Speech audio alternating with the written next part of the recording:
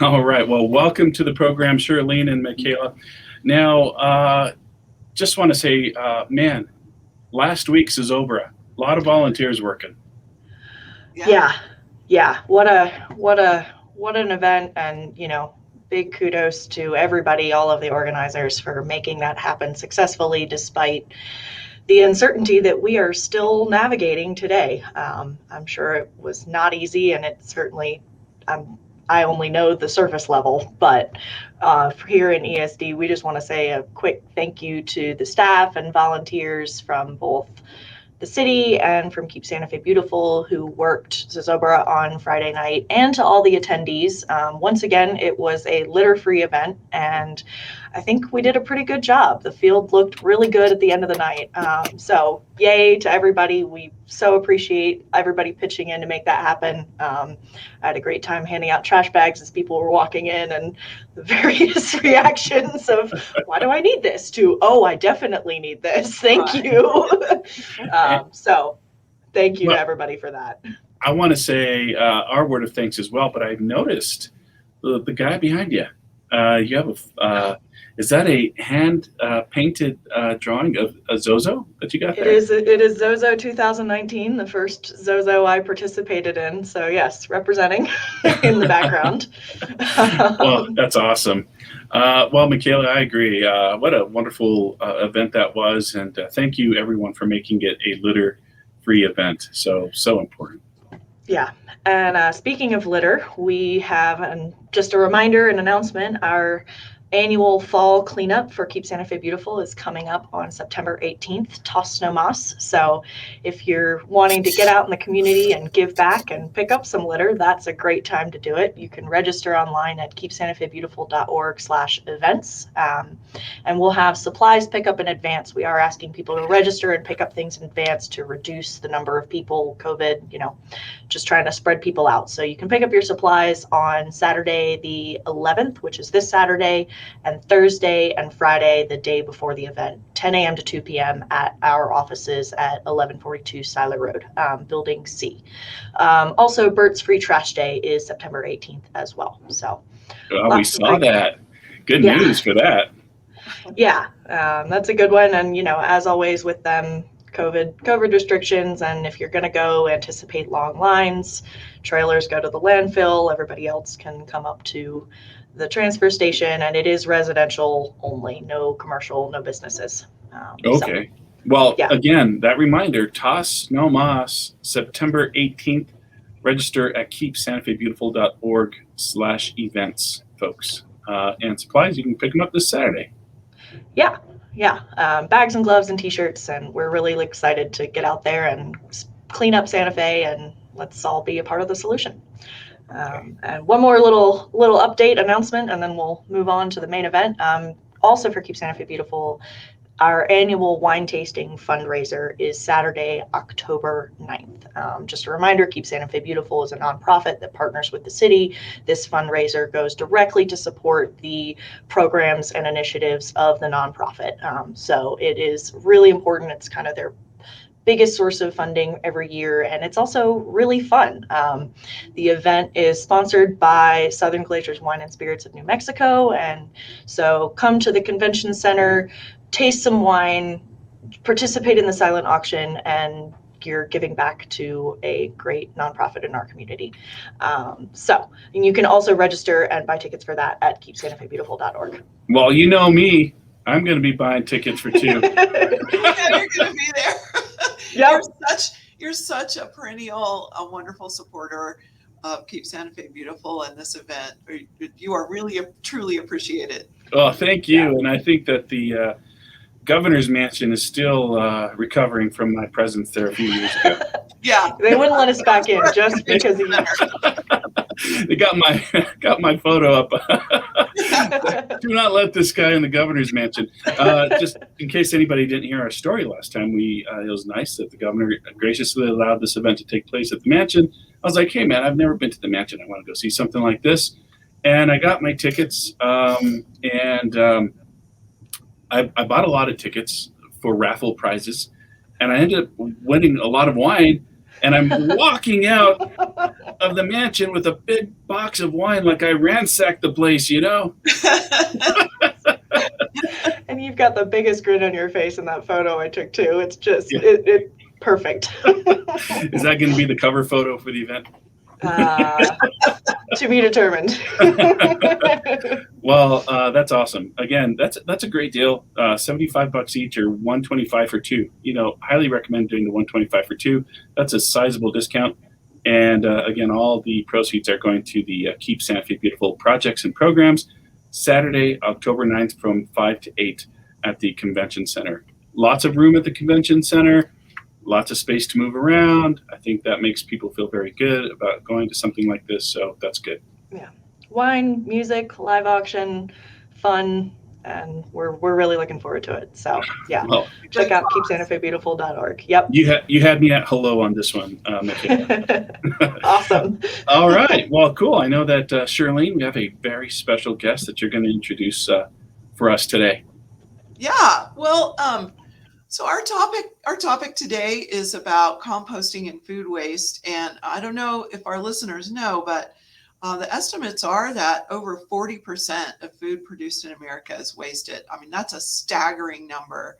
40%. It may seem, when you first hear it, you may think that can't be right, but watch what you do at home and you might find that you're right in line with that. This is honestly one of the biggest challenges we have in both waste management and sustainability, right? So if we had a truly resilient food system that was sustainable, we wouldn't be wasting all this food because in nature, nothing is wasted. So, and on the waste management side, of course, things that biodegrade like food are major causes of methane gas, and that has to be controlled. So to help us prevent this climate disaster. This is a very important topic. And of course, food is near and dear to my heart and probably everybody else's. So today we invited our good friend, Juliana Ciano, she's from Reunity Resources and also the New Mexico Recycling Coalition. And she is very much one of our local experts on local food and on composting. And so she's going to come join us and talk about things that we can do to help reduce our food waste, how to compost, stuff like that. So really, we're so happy to have you. Welcome, Juliana. Juliana, yay, welcome. Thanks for having me. I'm really happy to be here today. So we're trying to educate people about recycling, solid waste reduction, all of that kind of stuff. Well, can you kind of tell us about yourself, what you do, and how what you do fits into that? Absolutely. Yep. So I work with the New Mexico Recycling Coalition and with Reunity Resources here in town. And looking at food waste, sorry, you hear my pups in the background. Looking at food waste, particularly, like you said, it's one of our biggest recyclables, really, that often ends up getting put into a trash can. And so if we look nationwide at municipal solid waste, I know we can focus a lot on, a plastic bottle or a glass bottle and, which bin does this go in and what do I do? But those are, you said 40% for food waste. Nationally, glass accounts for about 4%. And so sometimes our attention is on a smaller piece of the pie, and we can really make a big impact. So what we're trying to do, both with the Recycling Coalition and Reunity, is educate about source reduction. That's always where we start. I just actually had someone reach out and say, they're looking at ways to recycle some of these difficult to recycle plastics. And said, well, the first thing to do is eliminate as many of those from your purchasing cycle as possible. And the same is true with food, really tuning in to the food you have on hand, to how to do some scrappy cooking, we call it. So that you're using up the ends of things and being creative with the food scraps and the bits and pieces that you might already have. And really kind of right-sizing your purchasing is always the first step in any recycling or composting plan, is how do I make sure I get what I need, but not so much more?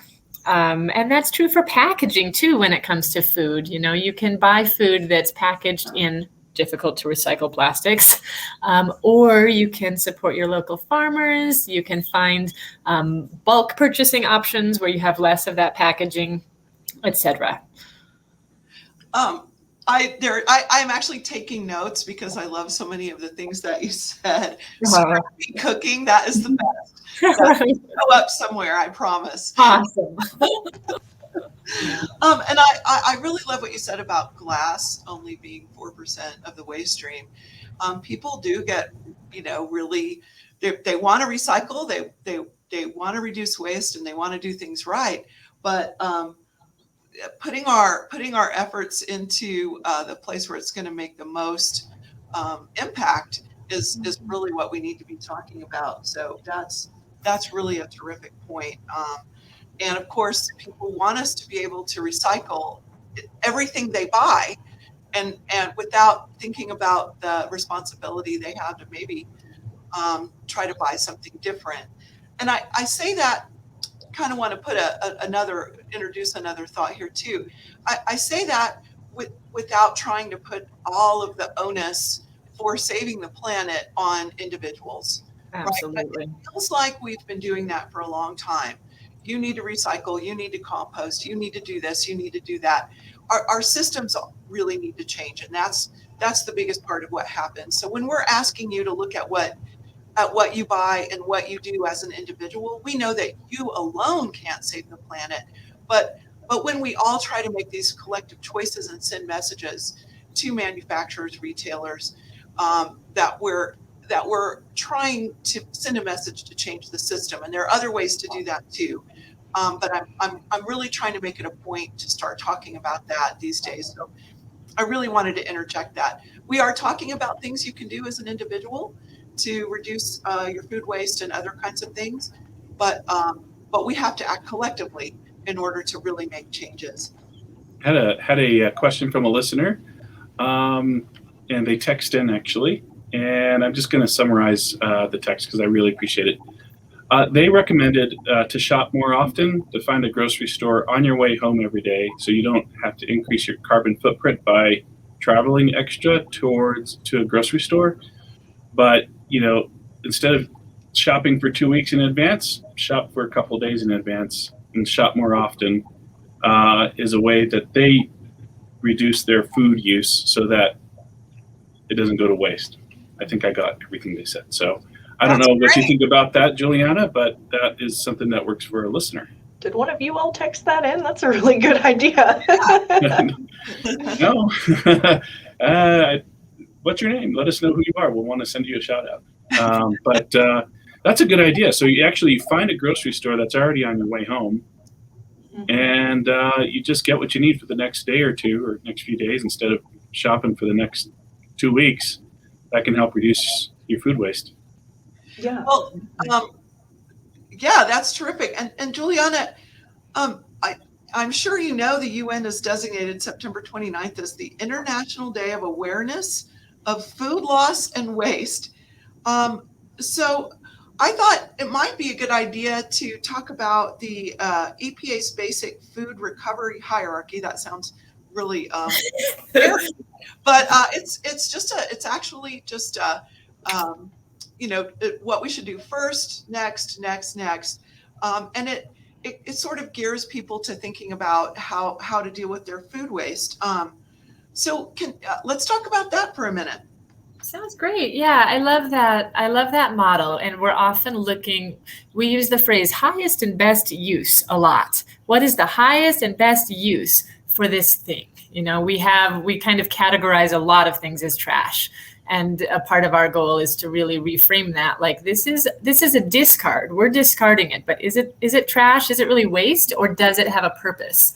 And so with food, obviously the highest and best use of food is to nourish people.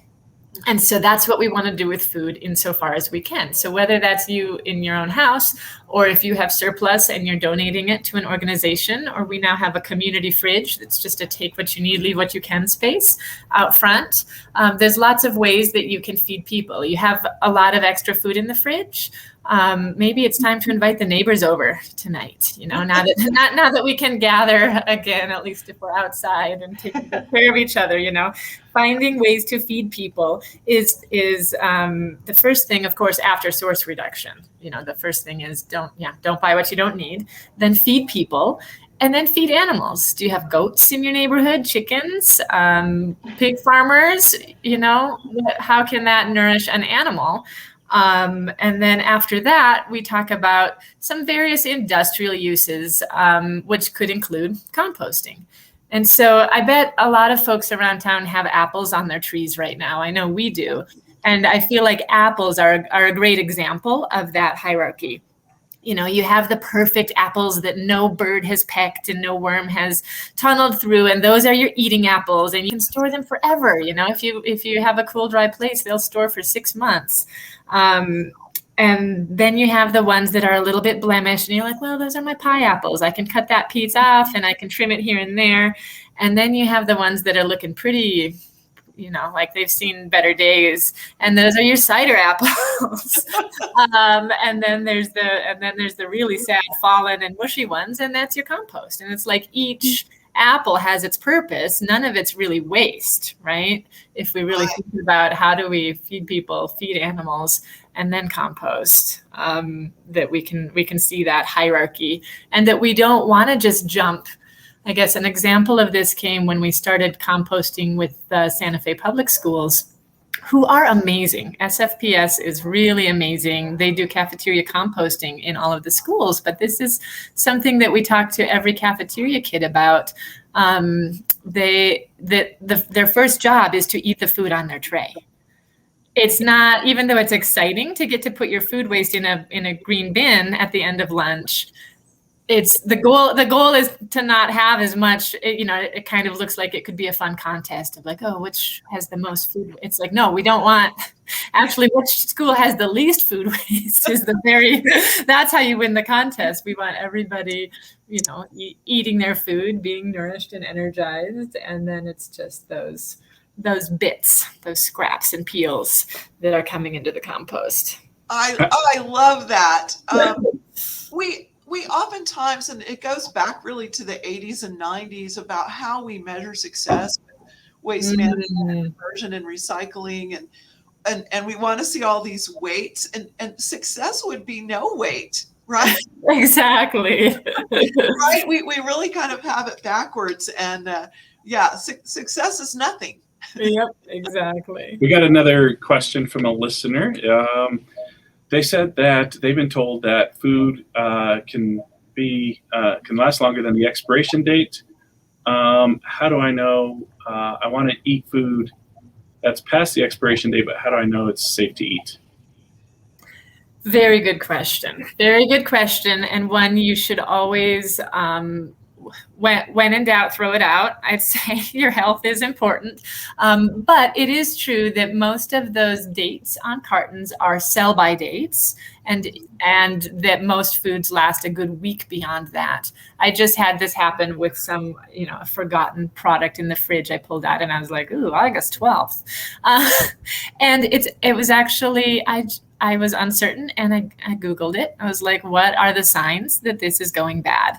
And it was like, well, does it have a slimy coating? Does it, is it this color instead of that color? And so that's, if you have an unusual thing, I'm like, the internet can be your friend and say, oh, these are the 3 signs you might see. In general, as a blanket statement, use your nose, use your 5 cents. It's like, if it smells like it should, then you're good. If the texture is as it should, then you're good. If it's been unopened and refrigerated its whole life, it's probably just fine. If you just found it in your trunk in August and you got it there last week, I've, err on the side of caution. But that is true that our sell-by dates on packages are often extremely cautious, and the food lasts a good week at least beyond that in many cases.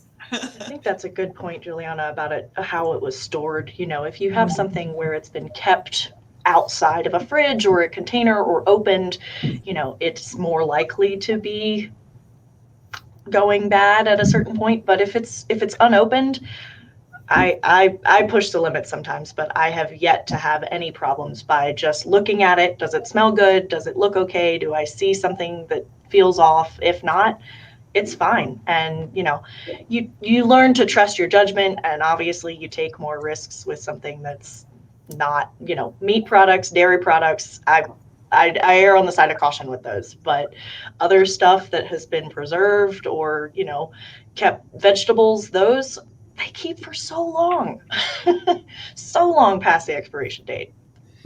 That was a great point. I'm so glad that person asked that question, because it's a big part of why so much food is wasted.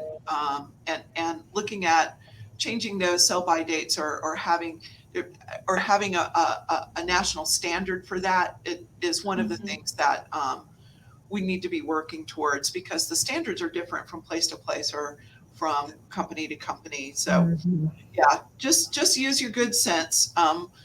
And when in doubt, throw it out, right? Yeah. Like Juliana said. But the dates are not hard fast. Yeah. That is.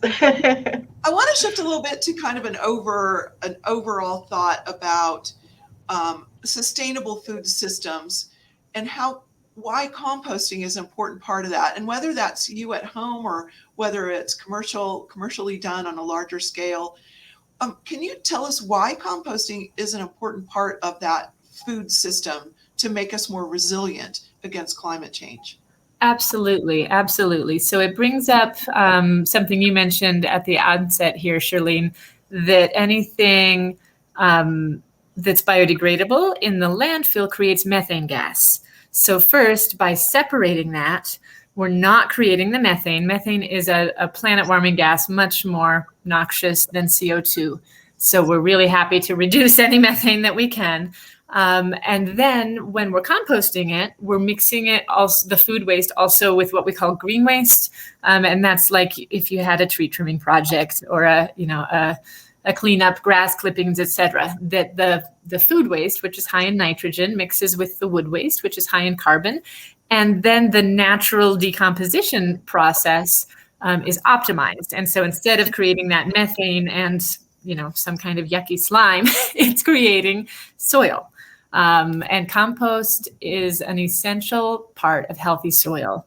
Depending on where you live around town or how you, how your yard looks, your soil is probably almost 100% sand and clay in northern New Mexico. And having it's not even much. Here's sort of the magical thing about compost. Having even just 5% of your soil be organic matter, be compost, really changes what's possible in that soil. Sand and clay, it's, you can look around. Sand and clay, it's hard to grow things in. Right. Only a few super survivor plants love that soil. But once you get, again, just a small amount, 5% of organic matter into your soil, all kinds of things are possible. That compost also catches more water. We tend to have kind of sudden bursts of rain that wash things away rather than soak in. Well, adding that compost to the soil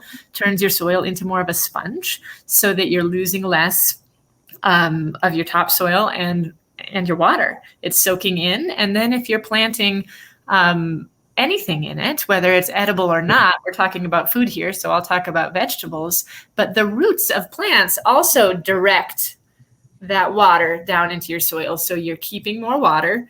The compost is holding that water near the roots, so it's going to good purpose.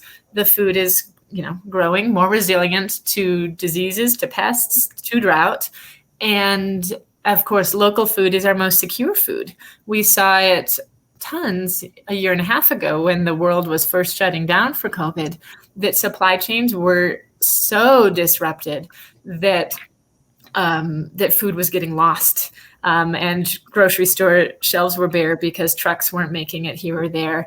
And people started really waking up to the fact that food grown within 50 miles of you is a lot safer than food grown 5,000 miles away. And food grown 50 feet from your kitchen is your most secure food source. So being able to recover those food scraps, whether it's your own, you can do a whole closed loop right at home. Keep your food scraps, do a backyard straw bale composting. We did a 41 backyard compost installs through the county this summer, and have been, educating how to do that straw bale composting program around the state as well. And so you can bring your food scraps out to your backyard, feed your cute little red wiggler worms. And over time, you're creating your own soil amendment to build your own soil, grow your own food. And that's resiliency. And we can also do that on a collective community scale. And, finding those ways that we can all, like Charlene, you said, food's close to my heart. I really was like, yes, right? We can all really relate to that need for fresh, healthy food, and what a key role that plays in the health of our community.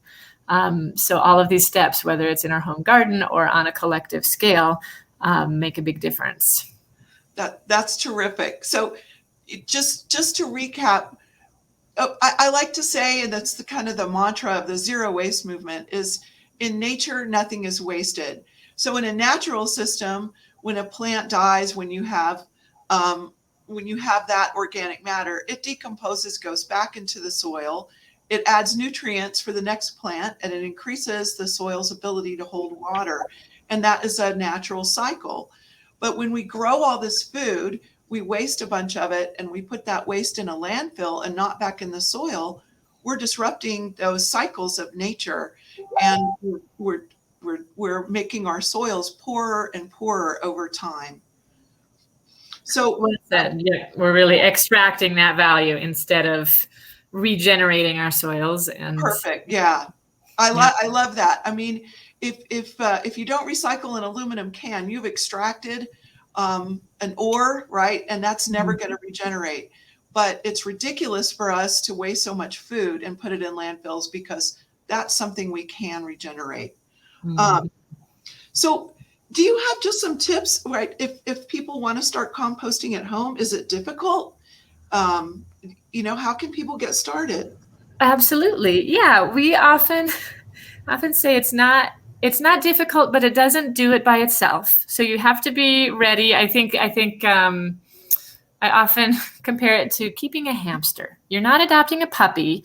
You don't need to, it's not that high maintenance. You're not having a baby, but are you responsible enough to keep a hamster or a fish? Because you're going to have to think about it every now and again, and make sure that it's got the moisture that it needs. But it is a pretty resilient system, and so what we recommend in the high desert here is straw bale composting with red wiggler worms. And what that looks like is 6 straw bales that form a square and make a, kind of a bay in the middle. And what's really key is that high carbon wood waste. A lot of people don't think of that at home, and especially in this climate where not everybody has deciduous trees and dried leaves, having enough of that kind of dry, woody material, again, grass clippings, dried leaves, it can be straw from those straw bales that you put for your bin. That's a real easy solution here. It could even be shredded office paper if you were having plenty of that, or newspaper, but making sure that your food waste is layered in amply, at least 1-to-1 with that high carbon material, and then rinsing out your food waste bucket and putting that liquid in the compost as well helps maintain the moisture that's necessary for the microbes and the macroorganisms like the red wiggler worms that are eating your compost. There are a few, or eating your food scraps to turn it into compost. There are a few more details, and we have lots of resources through either the New Mexico Recycling Coalition. I know the city's got resources. There are videos on YouTube, and at Reunity, you can come down and we'll talk your ear off about it. Okay, I've one more question, because it's in the recycling world, it can be very misleading. So there are new kinds of packaging that say they're compostable or say they're plant-based. Are these things recyclable? Are they compostable in a home composting pile? What should we do with those things? That's a super good question. I'm so glad you brought that up. There's a lot of what we call greenwashing in big packaging industries. Greenwashing is when you try to say that you're doing something good for the environment, but you're not really doing it. So, for example, a piece of packaging might have the word biodegradable stamped on it. Well, there's no, like, what does that mean? There's no standard for that. That's not a certification. That could mean that it, quote unquote, biodegrades in 2 million years. So what we're really looking for is certified compostable packaging. One of the biggest certifications is BPI, certified compostable. Those things will compost in a commercial facility like ours at Reunity, but they will not compost at home in worm composting. What that requires to break down those, whether they're often corn-based or like palm leaf-based paper products or plastics, and they just require a high temperature. In order to get a high temperature, you need a high volume of food waste and wood waste, and it just won't happen in a home scale, even if you're not doing vermicomposting. But vermicomposting, that means worm composting, the kind I'm recommending for home use, is not a hot compost. It's great for handling a lot of your dinner scraps, but for these more industrial uses, those certified compostable packaging pieces need to come to a commercial composting facility, whether that's Reunity in Santa Fe or Solutions in Albuquerque. Those materials can be handled. They're not interchangeable with recyclable materials, so they shouldn't go in your city recycling bin either. Just because it has one certification, that corn plastic is going to act really differently in a recycling plant than a standard number 2 milk jug or something like that. So let's just be realistic. If someone is trying to, say, have a party and they want to make it zero waste, and they've bought this compostable packaging and they have a bunch of or plates or things like that, is that something you would accept at Reunity, or is it something that would just be better off in the trash? Would they have done better with just reusable plates, even though they have to wash them? Right. We always push for washing plates and silverware. If they're certified compostable, we can accept them here, and we do accept them here. But I do think there's also a myth where it's like, if I buy certified compostable and put them in the trash, then that still like helps the landfill or something. It's like, well, it helps the industry. We do, compostable. The way to encourage more production is for us to purchase more, 100% post-consumer recycled goods and compostable products. Like, that's great in terms of encouraging responsible production. But they really need to get handled by a commercial composting facility. So that can happen. We have a membership drop-off and pickup program, and different ways that we work with events like that, weddings, graduation parties, etc. So just, folks locally can contact us. But that certification is really important, that they're certified compostable materials. That's great. So if it's a large event and they can work with you, but if you're doing an everyday thing, if it's just a few things, you're better off with reusable. Is that what I'm hearing? Absolutely. Yep. Anytime you can.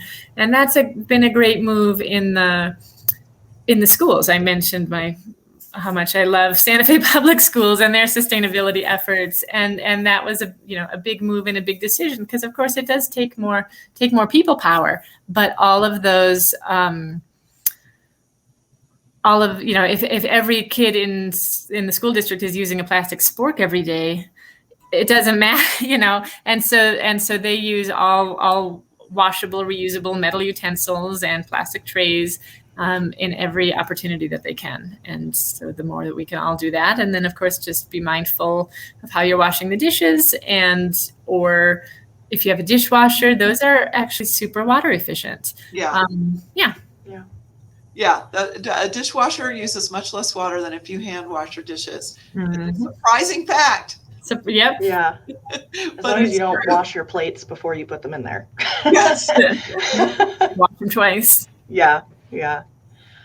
Well, I think there's a larger point that's been circled around here that maybe could be brought into focus, which is this balance between our individual actions towards sustainability, reducing our own food waste in the context of the larger conversation. What you just said, Juliana, about, you know, buying compostable packaging encourages more production of it and maybe starts this shift in the conversation at a larger level about what our food system, our waste system really looks like. And I think that's kind of what Shirlene was saying at the beginning. You know, we're not expecting any one person to save the planet, but by having these conversations and by thinking about, you know, should I use food past the expiration date? Maybe I will buy the tomato at the grocery store that has a little nub on it, even though it doesn't look perfect, but it's going to taste great. And all of those small little things add up to a larger conversation around this topic and what we can do. Adopt the ugly tomato. Absolutely.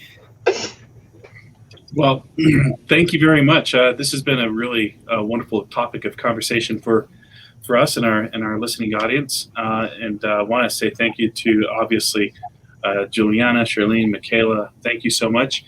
Final thoughts as we conclude our program today? Well, we just want to encourage everyone to be a little more mindful of the food that is already in their fridge. I see we have another comment from a listener about prioritizing their meal prep based on what's in the fridge and maybe about to go. That is exactly how we should be doing things. If you can't, not everybody can compost at home, and not everybody can even keep a fish. So if you can't compost at home, and if that's something you can do, there's lots of resources out there for you to learn more. If you can't, just try and be more mindful of getting local food, and when you can, and just and waste less food at the end of the day. It's really the biggest way we can make an impact from a waste standpoint on climate change. It's bigger than recycling. It's bigger than all of the things of recycling. It's the biggest. So and food is, of course, probably one of the most important things that we have for our survival. So we need to kind of shift into thinking about that. And so hopefully our listeners have learned a few things today. Well, I appreciate all our listeners texting in. They can text our studio line, and it's been the same number they've been calling for 30 years, and we have this wonderful text line. And I think this is someone related to me, but they said, try eating less. I try. So I think that's a cousin of mine. I think I recognize that. So anyhow, thank you so much for being here. We really appreciate it. And you guys have a great week. And we want to really thank Juliana for being our guest today. Thank you. Thank you for having me. Thank you. It's a pleasure speaking with you all. Have a great week, everyone. Thank you.